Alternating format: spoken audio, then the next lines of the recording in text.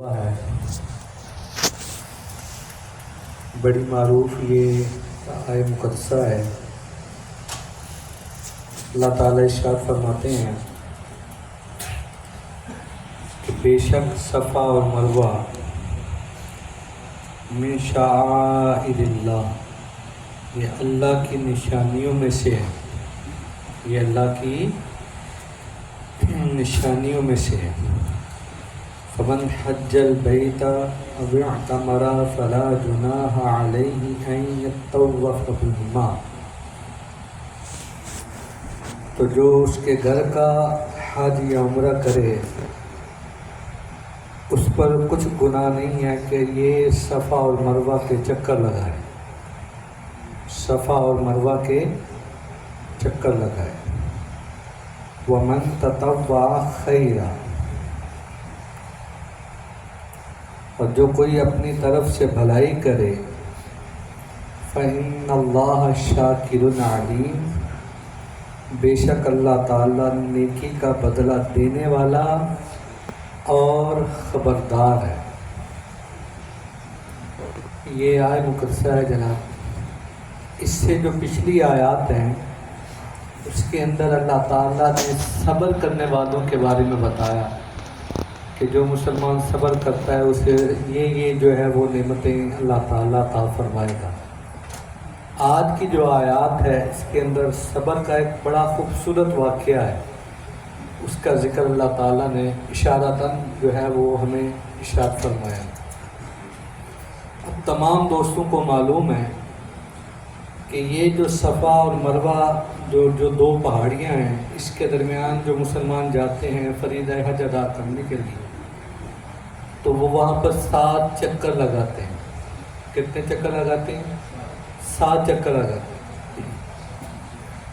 اور اس صفا اور مروہ کو بالخصوص نسبت حاصل ہے حضرت سیدہ ہاجرہ رضی اللہ تعالی عنہا اور آپ کے بیٹے حضرت اسماعیل علیہ السلام کے ساتھ۔ یہ واقعہ اب تمام دوستوں کو معلوم ہے، برکت کے لیے تھوڑا اشارتاً میں صرف آپ کو یاد دہانی کے لیے کروا دیتا ہوں کہ پانی ختم ہو گیا، پانی نہیں تھا، اور شدت کی وجہ سے، پیاس کی شدت کی وجہ سے حضرت اسماعیل علیہ السلام بڑے پریشان ہوئے۔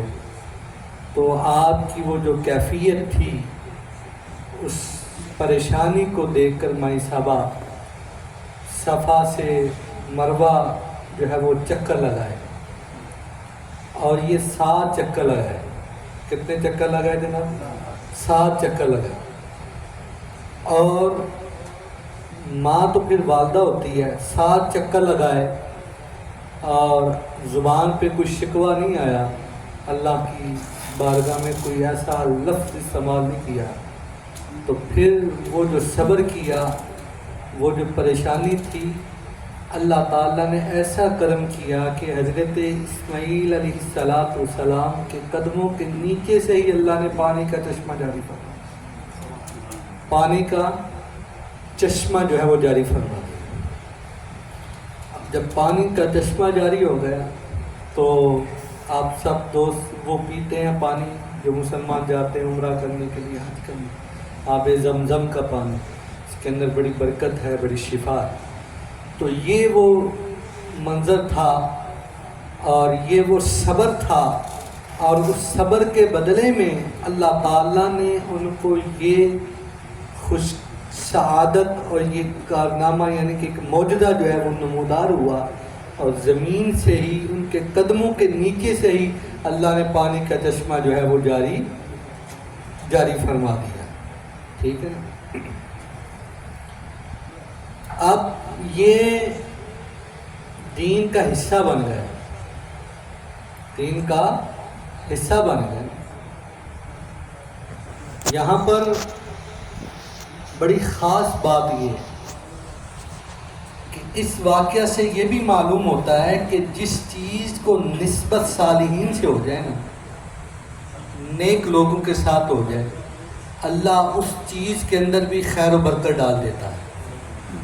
اللہ والوں کے ساتھ جس کی نسبت ہو، تو یہ نسبت ہو گئی حضرت مائی صاحبہ کے ساتھ، حضرت اسماعیل علیہ السلام کے ساتھ، تو اللہ تعالیٰ نے برکت ڈال دی۔ اور یہ عقیدہ دین کے اندر رکھیے گا، کسی اللہ والے کے پاس جانا، اس کے ساتھ نسبت قائم کرنا، اس کے اندر اللہ تعالیٰ خیر و برکت جو ہے وہ ڈال دیتا ہے۔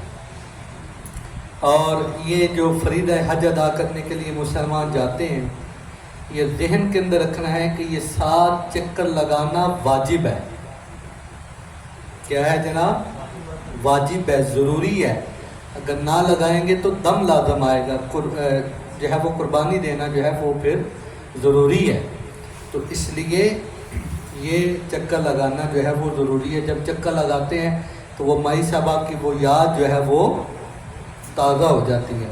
تو یہ ساری برکتیں ہیں، یہ اس کو دین کا حصہ بنا دیا گیا۔ اس وجہ سے صبر کیا انہوں نے، اور پھر اس صبر کے بدلے دیکھیں قیامت تک آنے والے جو مسلمان ہیں وہ صفا مروہ کے چکر لگائیں گے تو وہ عمل، وہ سنت کے اوپر عمل ہوگا تو وہ یاد جو ہے وہ تازہ ہو جائے گی۔ اچھا، جب یہ حکم آ گیا کہ صفا مروہ کے اوپر چکر لگاؤ، تو یہ جو پہاڑی ہے نا صفا کی اور مروہ کی، یہاں پر دور جاہلیت میں نا لوگ جو ہے نا بتوں کی پوجا کیا کرتے تھے۔ صفا کے اوپر بھی ایک بت تھا اور مروہ کے اوپر بھی ایک بت تھا، تو وہ ان کا یہ طریقہ کار تھا کہ چلتے چلتے وہ جو ہے وہ بتوں کی، اپنے بتوں کی جو ہے وہ پوجا کرتے تھے۔ تو جب یہ حکم آ گیا تو پھر بعض مسلمانوں کے اندر بھی جو ہے وہ تھوڑی سی جو دل کے اندر جو ہے نا وہ تھی کہ یہ یہاں پر تو یہ غلط کام ہوتا تھا، لوگ شرک کرتے تھے، ٹھیک ہے نا۔ لیکن اللہ تعالیٰ نے فرمایا نہیں، تمہیں اجر ملے گا تمہاری نیت کی وجہ سے۔ تمہیں اجر کس وجہ سے ملنا ہے؟ نیت کی وجہ سے۔ تمہارا خالصتاً نیت اللہ کی رضا ہے، ٹھیک ہے۔ اللہ کے علاوہ کسی کے سامنے تو جھکنا ہی نہیں ہے نا۔ جھکنا کس کے سامنے ہے؟ بولے سارے، کس کے سامنے؟ جھکنا اللہ کے سامنے ہی ہے، ٹھیک ہے نا۔ تو خانہ کعبہ کے اندر بھی تو بت پڑے ہوئے تھے نا۔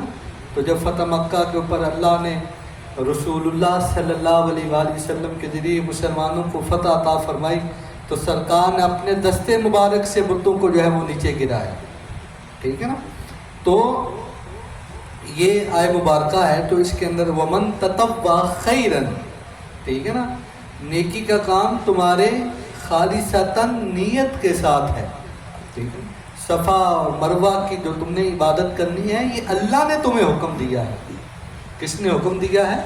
اللہ نے حکم دیا ہے، بھائی ایسے کرو تو بس، ٹھیک ہے۔ جب اللہ کا آرڈر آ گیا، اللہ کا حکم آ گیا، تو پھر اس کے اوپر کوئی ڈیبیٹ نہیں ہونی چاہیے، کوئی بحث نہیں ہونی چاہیے۔ اللہ کا حکم آ گیا، ٹھیک ہے نا۔ تو اس لیے کوئی بھی عبادت کی جائے اس کے اندر خالصتاً نیت اللہ کی رضا ہونی چاہیے، ٹھیک ہے نا۔ رضا اللہ کی ہونی چاہیے۔ بات یا آگے بھی کہتا ہوں، آج بھی کہتا ہوں، اللہ کی رضا۔ نماز بھی پڑھنی ہے، اس میں اندر اللہ کی رضا، اذان دینی ہے اللہ کی رضا، مسجد کی کوئی خدمت کرنی ہے اللہ کی رضا، کوئی نیکی کا کام کرنا ہے اس کے اندر رضا اللہ کی ہونی چاہیے۔ اور جہاں کہیں بھی کوئی ریاکاری آ گئی نا، پھر سارا معاملہ ختم ہوگا، معاملہ ہی ختم ہوگا۔ اللہ کو راضی کرنا ہے نا، تو پھر اللہ کی رضا کے بندے تو نہیں خوش ہوتے، ٹھیک ہے نا۔ تو جب بندوں کے لیے کام کریں گے تو پھر تو معاملہ ہی ختم ہو جائے گا، بندے راضی نہیں ہو سکتے، ٹھیک ہے نا۔ کوئی بھی نیکی کا کام کرنا ہے نا جناب، اس کے اندر رضا کس کی ہونی چاہیے؟ اللہ کی۔ چاہے آپ $100 بھی دے رہے ہیں مسجد میں یا $1 بھی دے رہے ہیں، اس کے اندر رضا اللہ کی ہوگی۔ اور اگر آپ نے $10,000 دیا یا $1,00,000 دیا اور ساتھ یہ نیت ہوئی کہ جناب میری واہ واہ ہو، اور لوگ کہ جناب چودھری صاحب نے تو کمال کر دیا، $1,00,000 دے دیے، لوگ خوش ہوں، تو پھر وہ عبادت جو ہے جو آپ نے نیکی کی ہے وہ رائے گاہ چلی جائے۔ آپ کو واہ واہ مل گئی، آپ کا نام ہو گیا، لیکن اس کی بارگاہ میں کوئی اجر و ثواب نہیں ملے گا۔ تو اس لیے میرے دوستو جو صبر کرتے ہیں پھر اللہ نے ان کو کیا شان عطا فرمائی، ان صفا والمروہ، مئی صبا کے بیٹے جناب اسماعیل علیہ السلام کے قدموں کے نیچے سے ہی اللہ نے پانی کا چشمہ جو ہے وہ جاری فرما دیا۔ اللہ ہمیں صبر کی توفیق عطا فرمائے، اللہ ہمیں نیک لوگوں کے ساتھ اپنا تعلق، اپنی نسبت قائم کرنے کی توفیق عطا فرمائے۔ اللہم صلی علی سیدنا مولانا محمد وعلی آل سیدنا مولانا محمد مبارک وسلم صلی علیہ۔ اللہم انت السلام ومنک السلام وعلیک یجی السلام، حینا ربنا بالسلام وادخلنا الجنة دار السلام، تبارک ربنا وتعالیت یا ذا الجلال والاکرام۔ صلی اللہ تعالی علی رسولہ خیر خلقہ محمد مبارک وسلم۔ تمام دوستوں کو معلوم ہے نا 16 تاریخ کو محفل ہے، تو اس لیے آپ خود بھی آنا ہے، اور خان صاحب تھوڑے اگے گزارش ہے کہ دوستوں کو دعوت دیں گے تاکہ سارا پروگرام کامیاب ہو جائے۔